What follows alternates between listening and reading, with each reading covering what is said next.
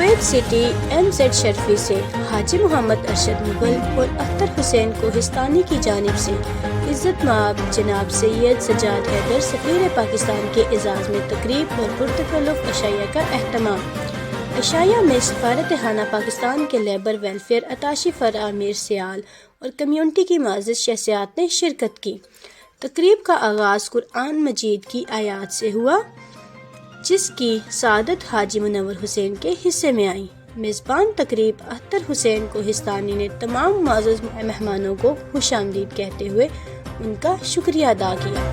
زبیر شرفی نے نظامت کے فرائض انجام دیتے ہوئے کہا کہ سفیر پاکستان کی خدمات کمیونٹی کے لیے جو انہوں نے اپنے اس کورونا کے دور میں ادا کی ہمیشہ یاد رکھی جائیں گی۔ لیبر اتاشی فرع امیر سیال نے کہا کہ ہم آپ کی خدمت کے لیے ہی یہاں آئے ہیں، آپ کو کوئی مسئلہ درپیش ہو تو آپ سفارت خانے تشریف لائیں۔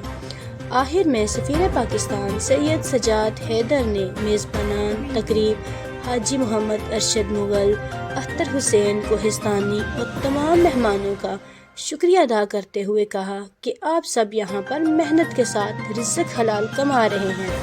آپ اپنے بارے میں سوچئے، پاکستان کے بارے میں سوچیں، اپنے قریبی احباب کے متعلق سوچیں اور محنت سے کام کریں۔ جس مقصد کے لیے آپ یہاں آئے ہیں، سفارت خانہ پاکستان آپ کی مدد کے لیے ہمیشہ موجود ہے، ہم آپ کے لیے ہی ہیں۔